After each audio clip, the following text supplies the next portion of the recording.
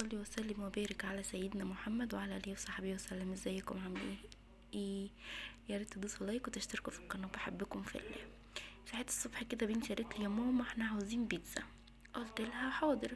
مسكت المنيوهات كده وبصيت فيها، ابص على المنيو اشوف البيتزا عامله كام، الاقيها عامله يا اختي ب120 جنيه الواحده. واحنا 4، يعني هيخشوا لهم في مبلغ. لا بقى، تقومي معايا بقى ايه القروبه اللي جواكي تشتغل وتقول لا احنا نجيب دقيق ونجيب حاجات ونعمل احلى بيتزا. وانت جايه قايمه رايحه السوق جايب المكونات اللي انتوا شايفينها دي. واهم حاجه يا اختي ان انت عاملاها في البيت حاجه نظيفه وتاكلها لعيالك. يلا بقى قومي تشجعي كده اهوت وتعلمي تعملي كل حاجه لعيالك. دي البيتزا السائله على فكره مش الخميره.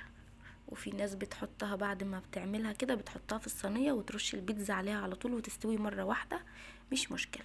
لكن انا اللي خلاني سويتها وخرجتها قمت جايه رش عليها الوش في الاخر ان جوزي بيجي متاخر، فقلت احضر العجينه واسويها ولما جوزي يبقى يجي ابقى احط عليها الوش. ماشي، ما هو برضو اللي بتبقى العجينه البيتزا الجاهزه بيعملوها كده، بيسووها ويبيعوها لنا واحنا نزود الوش، مش هتقولك لا يا اختي.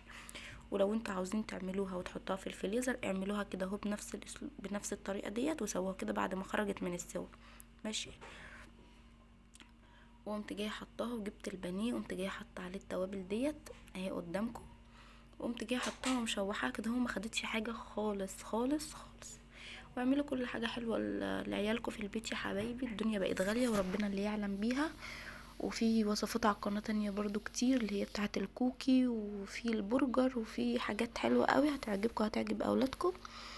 وما تنسوش تصلوا على النبي وتشتركوا في القناه، وبحبكم في الله. وكملوا بقى الفيديو.